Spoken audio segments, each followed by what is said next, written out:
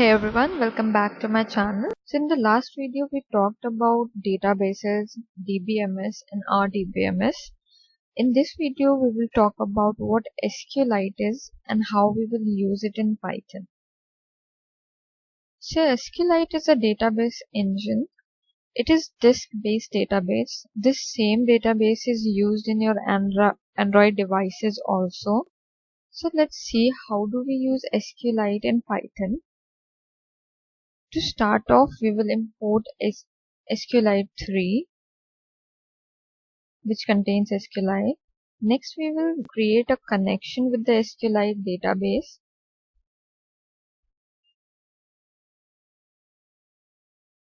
So in the codes, we will write the name of our database. Name of our database can be anything depending on you. If the database exists, it will be connected to the existing database. If it does not exist, it will create a new database. So here I will name my database talks.db. db is must. This is an extension for database. Next we will create a cursor. With the help of cursor we will insert and view our data. So our next statement will be creating a new table for which we will write cursor.execute. And we will use 3 single quotes, and within the pair of 3 single quotes we will write our SQL statement. If you're learning Python, I am assuming that you have already learned database. So you must be aware with SQL commands. In case if you are new to the SQL, just look at these commands and I will explain at each point what they mean and what they do. So our first command will be creating a new table. So let's write create statement. Create table. And we write the table name. In this case, let it be purchase.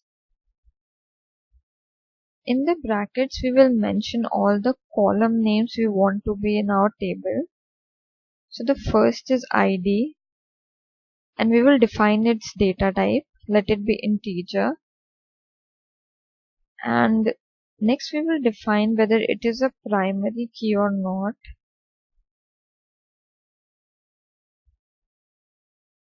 So if you write primary key in front of any column name, you mean you are making that column as one of the identification of the table. Primary key has certain features that helps us recognize the column and the table uniquely. If a column is a primary key, the data cannot be repeated. The data cannot be left empty. You cannot have a null value in the column. So these are certain features that primary key has. So in this case, we are making ID as our primary key because name can be same in the case, but every product can have different IDs. Next, we will make name and its data type will be text. And the last, we will make cost price and this will be integer. Next thing we will do is to close the connection.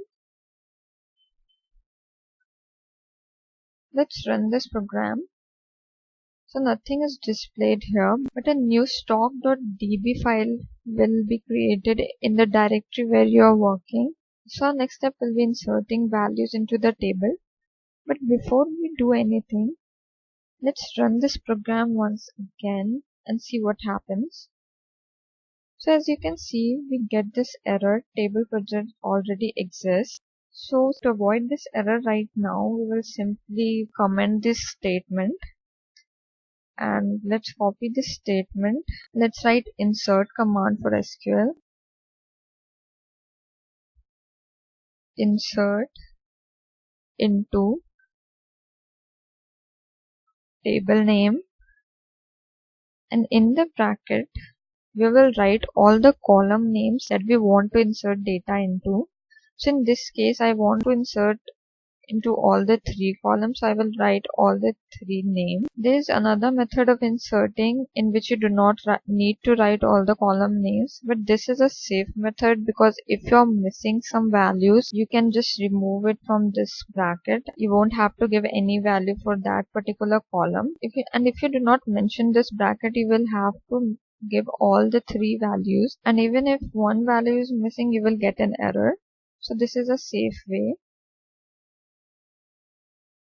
This bracket is for value. So we need our values here, and for that we will go to the user and ask for these three values.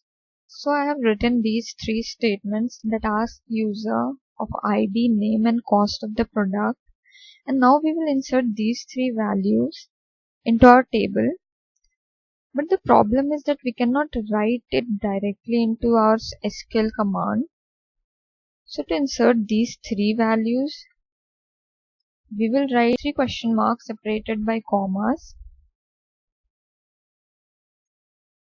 and we will put a comma here right after our quotes and make a list of these three: ID, name and CP.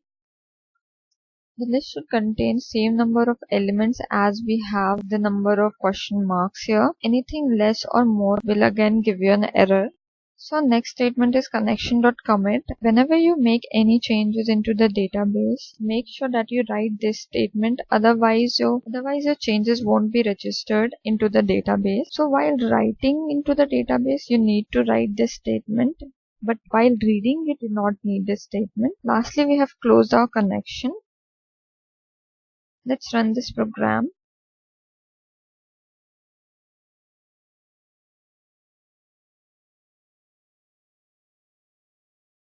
So we have inserted all the values into our table. How do we know? For this, we will write another SQL statement that will fetch all the data that we have inserted into our table. So let's do that.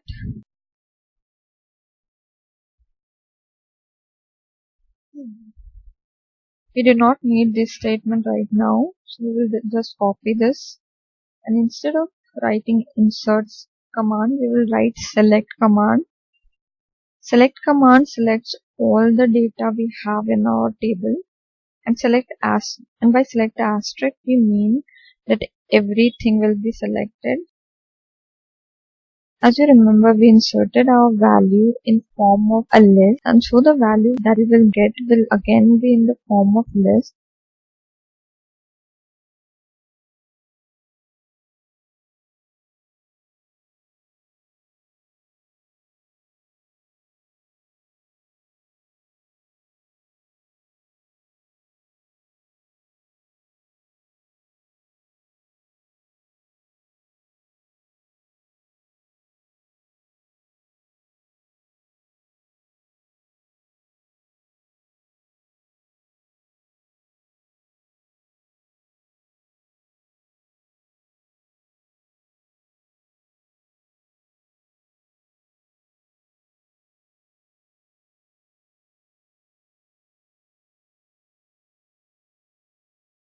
The reason that we are closing the connection after inserting the data is that we cannot read and write from a database at the same time. There is a lock strategy that database use so that it can prevent any kind of a mismatch of data which can be caused by writing and reading at the same time.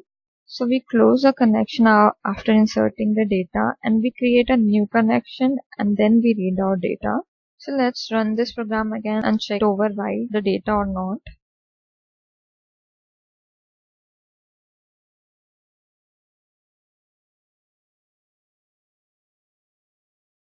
So here we get both our data that we inserted previously and the one that we inserted just right now. So this makes sure that our data is not being overwritten, makes it different from JSON.